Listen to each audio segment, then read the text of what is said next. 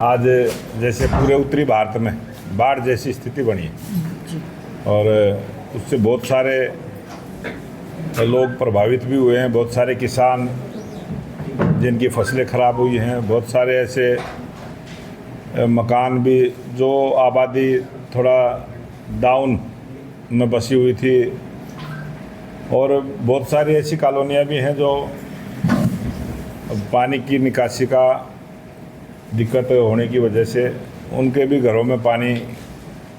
आज हम सब उन सब परिवारों के लिए भी इस क्योंकि ये बड़ी संकट की घड़ी है उनके लिए, जिनकी कोई छत टूट जाती है, कोई दीवार गिर जाती है, मकान में दरार आ जाती है।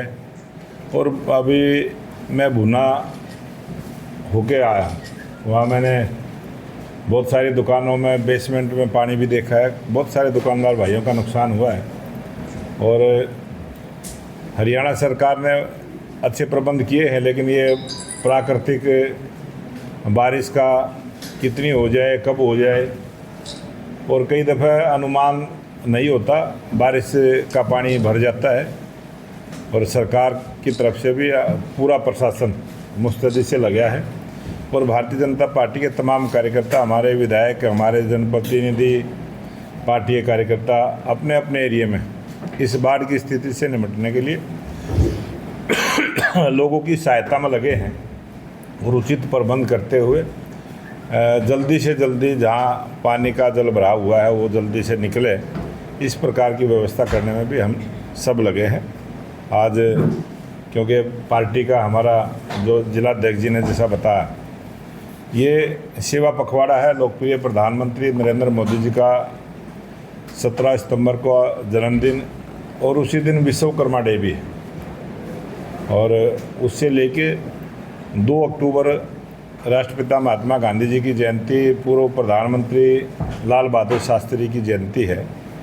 उस अवसर तक हम एक सेवा के कार्य 12 सेवा के कार्य उस पूरे अभियान में हमारे रहेंगे और 17 तारीख को ब्लड डोनेशन लगाना और रक्तदान शिविरों के माध्यम से हम इस अभियान को जिला स्तर पर और मंडल स्तर तक चलाने का काम करेंगे। उसी प्रकार से 21 तारीख को हम युवा मैराथन, लोगों का स्वास्थ्य ठीक रहे और युवाओं के बीच में जाके एक 3 किलोमीटर तक की मैराथन का आयोजन रहेगा, जिसमें हम नशा मुक्ति का भी संदेश देंगे और स्वास्थ्य के प्रति भी जागरूक करने का काम करेंगे। उसी प्रकार से स्वास्थ्य जांच शिविर भी लगाने का काम करेंगे। जो CHC, PHC, जहां हॉस्पिटलों में सरकार अपने स्तर पर लगाने का काम करती है, वहां संगठन की दृष्टि से भी हम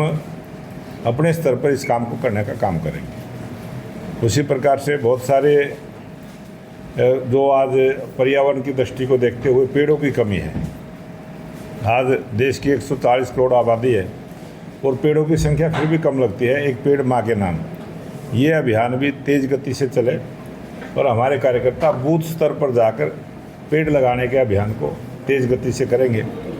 आज बारिश का मौसम है, उसके बाद भी स्वच्छता का अभियान, क्योंकि वो बहुत ज़रूरी है और पूरा एक पखवाड़ा हम स्वच्छता को लेके, बहुत सारे हॉस्पिटल हैं, हमारे शहीद स्मारक हैं, महापुरुषों के चित्र कहीं लगे हैं, चौकों के ऊपर पार्कों का है, हॉस्पिटल हैं, बस अड्डे हैं, रेलवे स्टेशन हैं। बहुत सारी ऐसी बस्तियां भी हैं जहां उस प्रकार का एक अभियान हम बूथ स्तर पर चलाने का काम करेंगे और कुछ प्रबुद्ध जनों के साथ भी एक हमारा पूरा अभियान रहेगा कि हम जिला स्तर पर उस अभियान को करते हुए इंजीनियर हैं, डॉक्टर हैं, रिटायर्ड कर्मचारी हैं, उन सब के बीच में जाके और जो पार्टी का विचार है उसको लेके चर्चा करने वाले हैं। और पंडित दीनदयाल उपाध्याय जी की जयंती 25 सितंबर को आएगी, जो प्रत्येक बूथ पर जाकर हमारे कार्यकर्ता पंडित दीनदयाल उपाध्याय जी का जो विजन था अंत्योदय की सरकार, जिस पर हमारी सरकार काम कर रही है कि समाज के अंतिम व्यक्ति का उदय किस प्रकार से हो, इसीलिए जो जन कल्याण की योजनाएं भारत सरकार के द्वारा और हरियाणा के सरकार के द्वारा जितनी भी चली हैं, उन सब का लाभ गरीब के घर तक पहुँचे, इस प्रकार से एक पूरा पखवाड़ा हम जनता के बीच में जाने वाले हैं। और 2 तारीख को लाल बहादुर शास्त्री की जयंती और महात्मा गांधी जी की जयंती है, उस दिन भी हम स्वच्छता का अभियान चलाएंगे और दोनों महापुरुषों की जयंती मनाने का काम करेंगे। ये एक बड़ा आयोजन भारतीय जनता पार्टी के जो लाखों कार्यकर्ता हैं वो सब मिलकर पार्टी की विचारधारा पर करेंगे। और मैं एक और बात जो अभी आप सबने देखा है 3 तारीख को जो हमारी वित्त मंत्री सीतारमण जी ने 2 दिन का जीएसटी को लेके, और ये बात देश के लोकप्रिय प्रधानमंत्री नरेंद्र मोदी जी ने जो 15 अगस्त 2025 को लाल किले की प्राचीर से कहा था, सेकेंड जनरेशन रिफॉर्म की बात कही थी। आर्थिक दृष्टि से देश किस प्रकार से आगे बढ़े, वो काम सीतारमण जी ने जो हमारी 2 स्लैब थे 12% और 27%, उसको ख़त्म करते हुए 5 और 18 के 2 स्लैब बनाए हैं, जिसमें अनेक वर्गों को इसका लाभ हुआ है। और अनुमान है कि देश के 130 करोड़ लोगों को सीधा सीधा इसका लाभ मिलेगा और लगभग 47,000 करोड़ रुपए की सीधी जनता के बीच में जनता को इसका सीधा लाभ मिलेगा।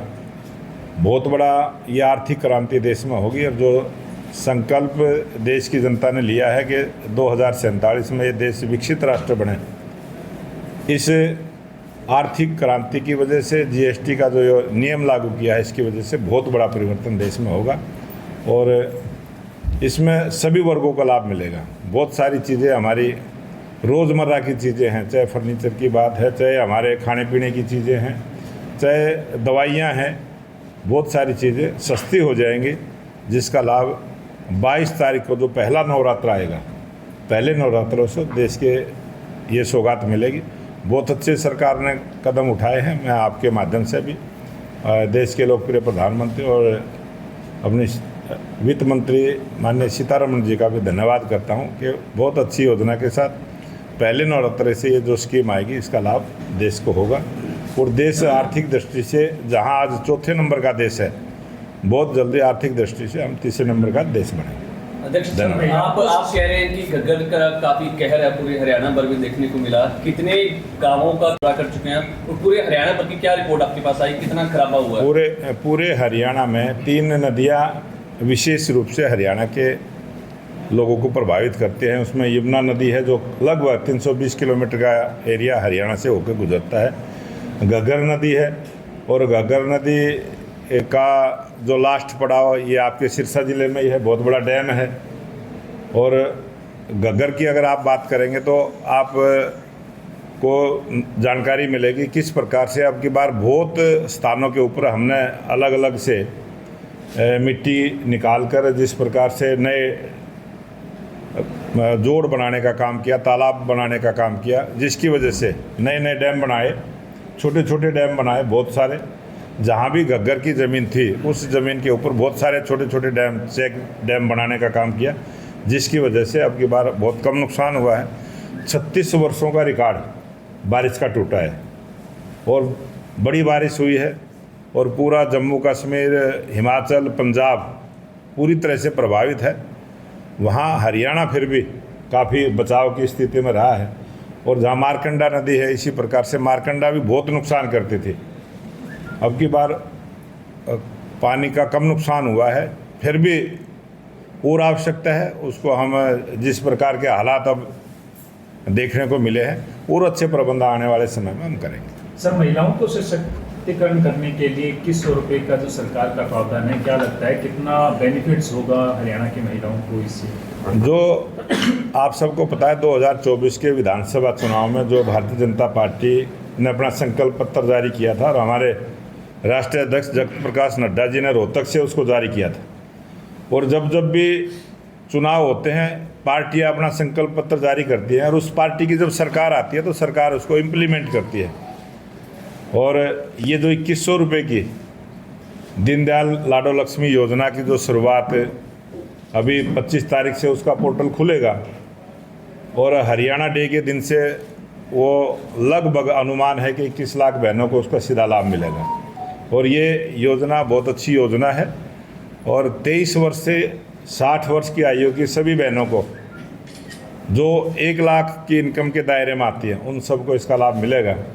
और एक परिवार में चाहे कितनी भी बहनें हों, उनकी अगर आर्थिक आय 1 लाख के दायरे में आती है तो उन सब बहनों को इसका सीधा लाभ मिलेगा। ये बहुत बड़ी क्रांति है और महिला सशक्तिकरण में ये बहुत बड़ी कारगर साबित है। कौशिक जी, आप कह रहे हैं कि बाढ़ से बचाव के लिए सरकार ने व्यापक प्रबंध किए हैं, लेकिन विपक्षी पार्टी इनेलो, जेजेपी, कांग्रेस प्रदेश सरकार पर हमला बोल रही है कि बाढ़ से बचाव के लिए सरकार ने कोई कदम नहीं उठाया, जिसकी वजह से अब बाढ़ की चपेट में पूरा हरियाणा आ चुका है।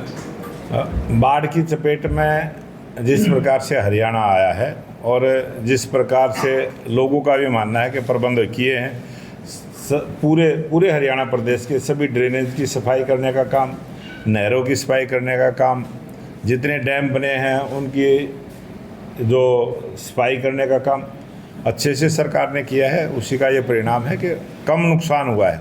और विपक्ष का तो काम है आरोप लगाना, लेकिन वो भी जनता के बीच में जाए और जनता को आज भरोसा है कि भारतीय जनता पार्टी की जो सरकार है, प्रदेश के लोकप्रिय मुख्यमंत्री नायब सिंह सैनी, पूरा प्रशासन, सबकी छुट्टियां रद्द की हैं, सब फील्ड में हैं, सब लोगों के बीच में है और सेवा के काम में लगे। सर 1 सितंबर को सिरसा 50 साल का हो गया है और पिछले 2 प्लान से बीजेपी की सरकार है, तीसरी बार अब है, लेकिन सिरसा के हालात आप खुद देख पा रहे हैं। कोई भी एक सिंगल रास्ता ऐसा नहीं है जो बिना खड्डे का हो, बिना जिस पे सीवर लाइन प्रॉपर नहीं है। कोई भी हालात शहर के बहुत दयनीय है, क्या कहेंगे? आज सिरसा को बदलते हुए आप सबने देखा है। आपने 2014 से पहले का भी सिरसा देखा होगा।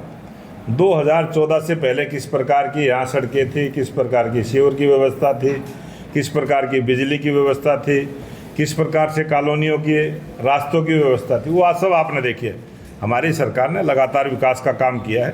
पुराने वाले समय में जो कमियां हैं उनको दुरुस्त करते हुए 10 साल सिरसा को सुंदर सिरसा बनाना, ये सरसाई नाथ की भूमि है, ये गुरुओं की भूमि है और ये बहुत प्रगति इस एरिया ने की है। पूरे हरियाणा में विकास हुआ है, लेकिन सिरसा ने विशेष और अच्छा विकास है सिरसा में हुआ और अच्छी सुविधाएं सिरसा को मिले, इस पर हमारी काम सरकार कर रही है। सर की सरकार ने पोर्टल खोल दिया जो बाढ़ प्रभावित है उनके लिए, लेकिन विपक्ष का आरोप है कि किसान हैं या ग्रामीण हैं वो पोर्टल पे जाएं या अपने घर और फसल को बचाएं, उनको तुरंत फौरी मदद मिलनी चाहिए। देखो, आज टेक्नोलॉजी का ज़माना है और टेक्नोलॉजी का ज़माना इस प्रकार का है, अगर किसी को भी किसी प्रकार का नुकसान होता है वो अपने टेलीफोन के माध्यम से ही, खाली एंड्रॉयड फ़ोन होना चाहिए। कोई ये नहीं है कि CSC सेंटर पर ही जाके, बहुत सारी चीज़ें हैं और आज बहुत सारे संगठन ऐसे हैं जो फ्री में सेवा का काम कर रहे हैं। और भारतीय जनता पार्टी के तमाम कार्यकर्ता, किसी को भी कोई इस प्रकार का नुकसान होगा उसको सरल पोर्टल पे अपलोड करने का भी काम करेंगे और उसको सहायता दिलवाने का भी काम करेंगे। स्थानीय विधायक आरोप लगाते हैं कि अफसर काम नहीं कर रहे हैं, ना समय पर फोन उठाते हैं, ना फील्ड के अंदर नजर आते हैं और बीजेपी सरकार है मौजूदा, उनको बीजेपी के जो मुख्यमंत्री की बात करें या जो बड़े नेता हैं उनको बताया जाएगा अधिकारियों के बारे में, क्या उनकी बात भी सुनी जाएगी? आज 42 विधानसभा ऐसे हैं जहाँ हमारे हैं और वो जो 42 विधायक है वो इस प्रकार का लगाते रहते हैं, फ़ोन नहीं उठाते। लेकिन भारतीय जनता पार्टी के कार्यकर्ताओं का भी फ़ोन उठता है, आम जनता भी, आप भी कभी फ़ोन करके देखना, सभी अधिकारी फ़ोन उठाते हैं। ये राजनीतिक लोग आरोप लगाने का काम करते हैं और अधिकारियों को सख्त निर्देश हैं। आम आदमी की भी बात सुनते हैं और जनता दरबार भी लगते हैं और समस्याओं का समाधान भी हो रहा है। और भारतीय जनता पार्टी के कार्यकर्ता तमाम जनता की जो भी समस्या है अधिकारियों के पास लेके जाते हैं, उनका समाधान होता है।